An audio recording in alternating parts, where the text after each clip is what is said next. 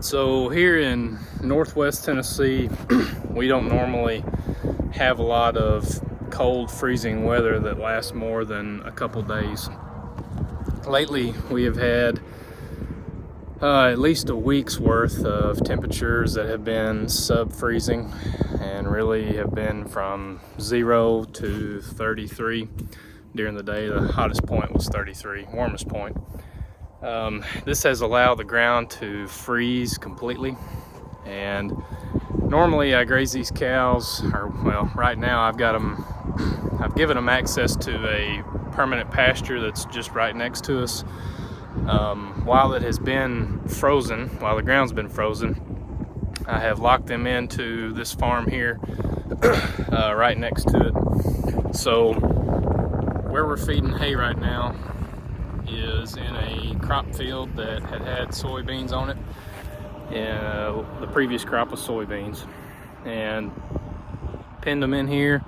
I've been feeding hay on this particular farm, particularly in the places that either are prone to erosion or are just really poor because of all of the previous years of erosion.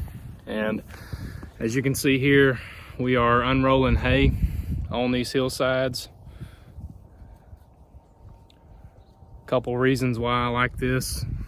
We're adding organic matter back to the ground. All the hay that the cows don't eat is going to stay there, and their hooves are going to kind of pack it down into the ground, especially in these drains where water runs. And when we unroll it like this, we're letting them spread their own manure around instead of us having to spread it or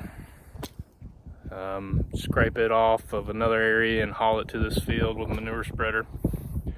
They're acting as their own manure spreader, so that's pretty handy. Now I know we can't do this all over the whole farm all the time just because of how much mud we tend to have here in the winter, but when we are given opportunities like this, when the ground is frozen for an extended period of time, it's a really beneficial thing to pin them up in a smaller area. There's about 110 head out here on 17 acres. In this particular spot, I just dropped a bale, a whole bale. That was a spot that was getting a little eroded, a little too eroded. So I just decided to drop a bale there, let the cattle work on it. They'll clean up most of it. There will be a spot there that's left that I probably won't be able to get the planter through. If I do, the corn won't come up here in this particular spot next year. But I've got other spots scattered around different farms that I've done the same thing.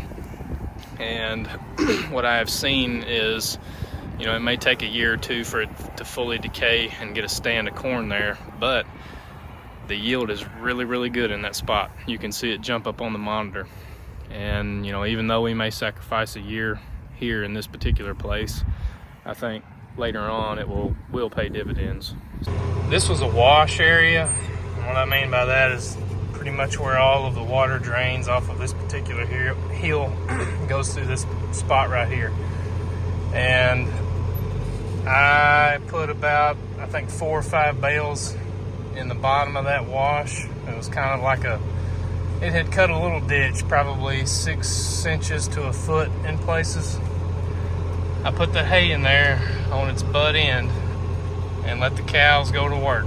They ate everything that they could, and what they didn't eat, they tromped down and packed it in that spot. And while doing it, deposited all the manure. If the snow wasn't there, you could see a lot more manure around this than what you see there, but that spot should hold pretty well all through the spring when we get all of those spring rains. This is what I've got on my 3-point hitch, which will not allow me to put an unroller on it right now. So I can hook to this trailer and drag it around from the hay barn over here to the field. Just saves me a lot of time and travel back and forth to the barn when I'm bringing this hay.